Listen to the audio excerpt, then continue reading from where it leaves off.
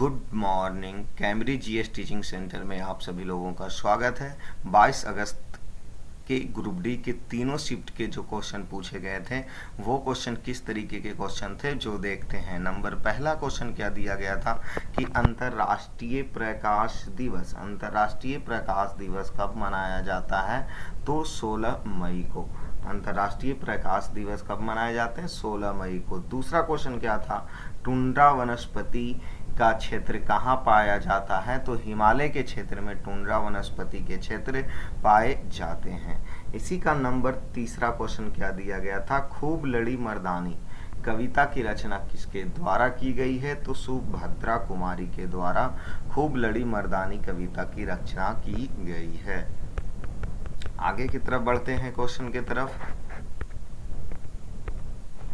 इसके चौथे क्वेश्चन क्या दिया गया है कि भारत में नाभिकीय ऊर्जा का उपयोग करके विद्युत उत्पन्न कब शुरू किया गया?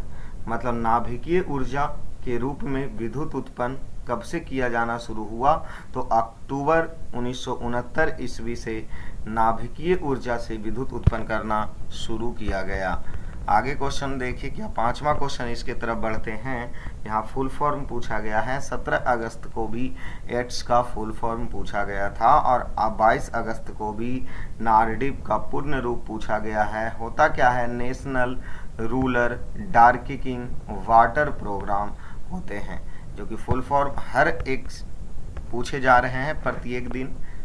देखिए इसके छठे क्वेश्चन क्या दिए गए हैं। किस शहर के हवाई अड्डा पर लाल बहादुर शास्त्री की प्रतिमा स्थापित की गई? तो वाराणसी में जो हवाई अड्डे स्थित हैं वहां लाल बहादुर शास्त्री की प्रतिमा को स्थापित किया गया।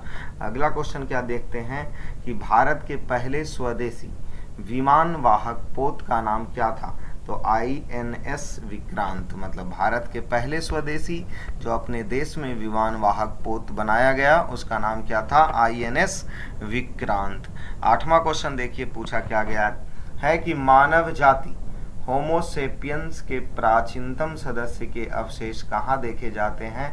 तो अफ्रीका के क्षेत्रों में मानव जाति के होमोसेपियंस के प्राचीनतम अवशेष देखे जाते हैं।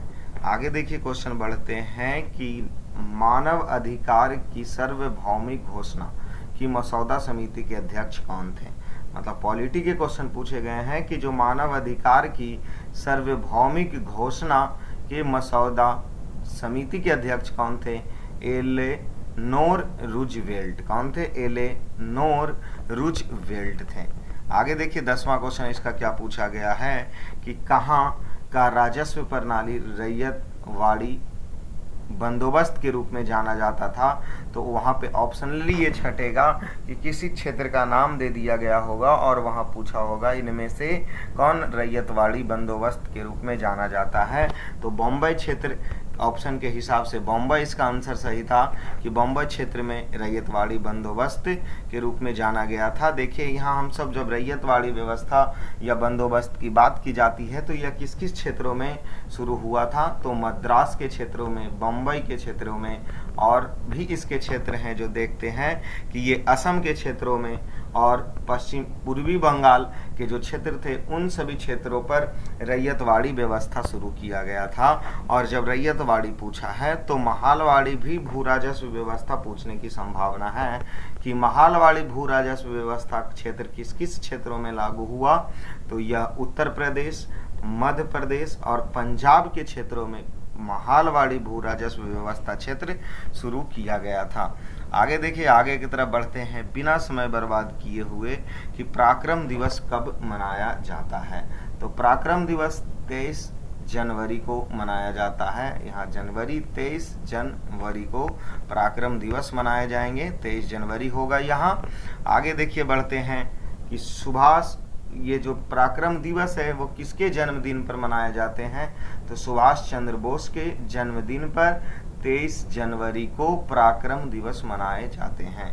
देखिए इसी के आगे बढ़ते हैं कि जब पराक्रम दिवस 23 जनवरी जो 2021 से ही मनाया जाना शुरू हुआ है तो यहाँ 2 दिवस और पूछने की संभावना बनती है कि नेशनल स्टार्टअप डे कब से मनाया जाता है, तो 16 जनवरी से।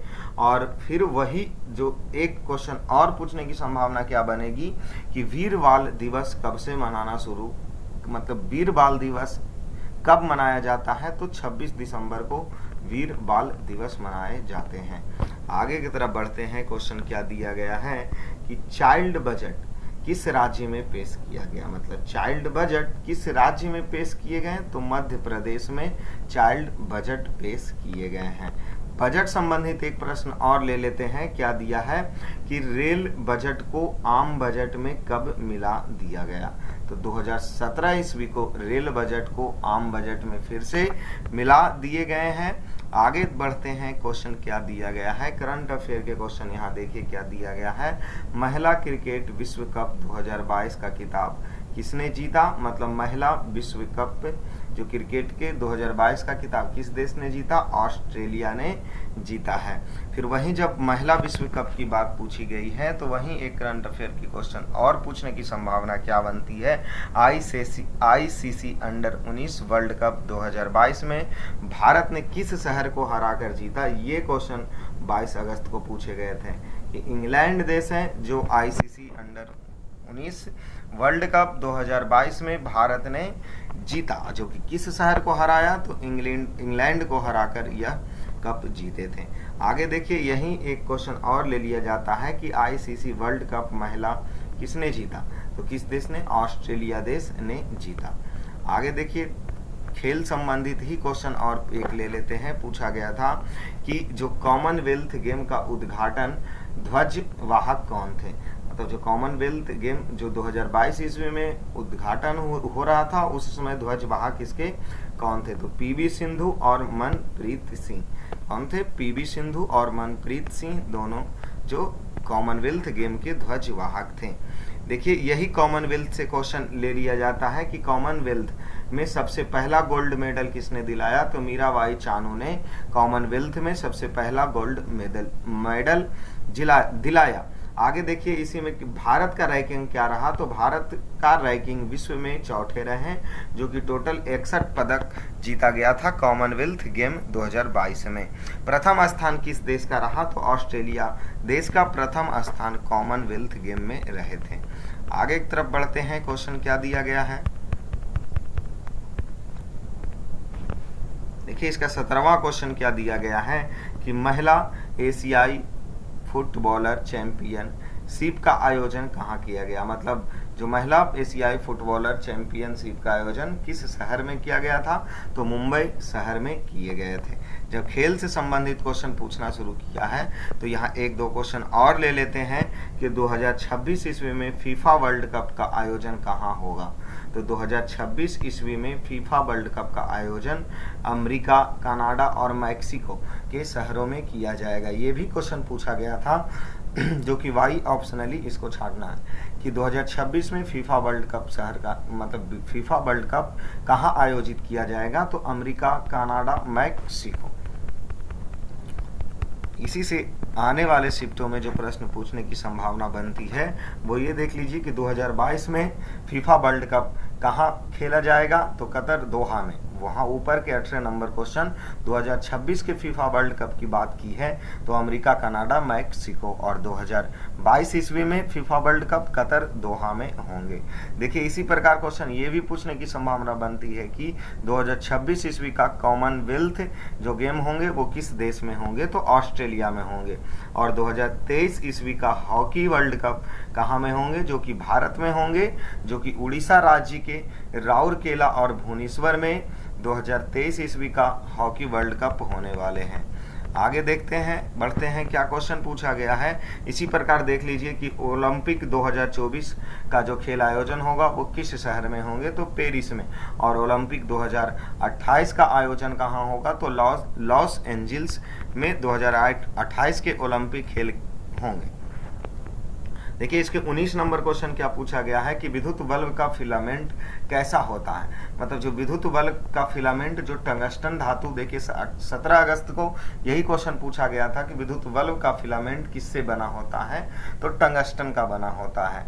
इसी संबंधित क्वेश्चन पूछे गए थे, जो कि विद्युत बल्ब का फिलामेंट कैसा होना चाहिए, तो इसका गलनांक उच्च होना चाहिए। ऑप्शनली से इसमें छांटना था कि इसका गुण के आधार पर कि जो इसके गलनांक होते हैं वो फिलामेंट का क्या होता है, उच्च होते हैं। इसके 20 नंबर क्वेश्चन की तरफ देखते हैं कि कोशिका सिद्धांत किसके द्वारा दिया गया था। तो कोशिका सिद्धांत स्लाइडेन एवं स्वान के द्वारा कोशिका सिद्धांत का प्रतिपादन किया गया था। यहीं देखते हैं कि कोशिका सिद्धांत अगर पूछा है तो कोशिका के केंद्रक की खोज की संभावना भी बनती है कि कोशिका की केंद्रक का खोज किसने किया, तो रॉबर्ट ब्राउन के द्वारा कोशिका के केंद्रक का खोज किया गया। आगे बढ़ते हैं बिना समय बर्बाद किए हुए 21 नंबर के तरफ क्वेश्चन की तरफ बढ़ते हैं कि धातु के ऑक्साइड कैसे होते हैं। मतलब जो केमिस्ट्री से पूछा जा रहा है, केमिस्ट्री से रिएक्शन वगैरह ज़्यादा पूछा जा रहा है, तो इसीलिए धातु के ऑक्साइड जो कैसे होते हैं वो क्षारीय होते हैं। फिर से यहाँ 22 नंबर क्वेश्चन की तरफ गेम्स से ही क्वेश्चन पूछे गए हैं कि खेल से संबंधित क्वेश्चन क्या था कि 2022 वर्ल्ड एथलीट रेस चैंपियन कौन बना। मतलब जो 2022 का वर्ल्ड एथलीट रेस के चैंपियन कौन बना था, तो भावना जाट जो भारतीय वर्ल्ड एथलीट रेस के चैंपियन बने थे। फिर आगे की तरफ क्वेश्चन देखते हैं 23 नंबर क्या पूछा गया है, भारत का पहला ग्राफीन नवाचार केंद्र की स्थापना किस राज्यों में की गई, तो केरल राज्य में भारत का पहला ग्राफीन नवाचार केंद्र की स्थापना की गई।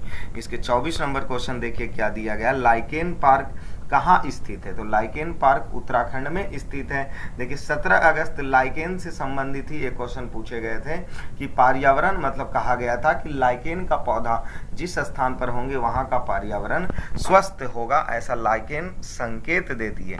आगे देखिए क्वेश्चन 25 नंबर क्वेश्चन देखिए क्या दिया गया है, AFC महिला एशिया कप 2022 किसने जीता।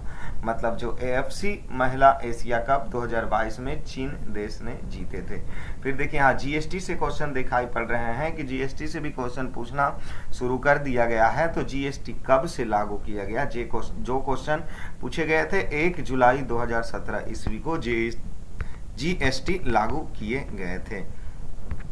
आगे की तरफ बढ़ते हैं 27 नंबर क्वेश्चन इसका क्या पूछा गया था कि देखते हैं कि छोटा नागपुर का पठार कहाँ स्थित है, तो छोटा नागपुर का पठार झारखंड के क्षेत्रों में ज्यादा स्थित है, इसीलिए इसको ऑप्शनली भी छाट सकते हैं आप सब, लेकिन सबसे ज्यादा छोटा नागपुर का पठार जो स्थित है वो झारखंड में है।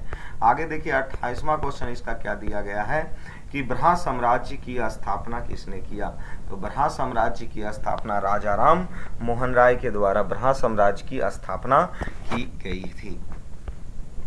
इसी पर देख लीजिए यहीं समाज की स्थापना जो पूछे गए हैं, तो और भी समाज की स्थापना हुए हैं, जो कि कैसे देखिए कि कौन कौन से क्वेश्चन पूछने की संभावना बनती है कि आत्मीय समाज की स्थापना किसने किया, राजा राम मोहन राय। और तप्त बोधनी समाज की स्थापना किसने किया, देवेंद्रनाथ टैगोर के द्वारा।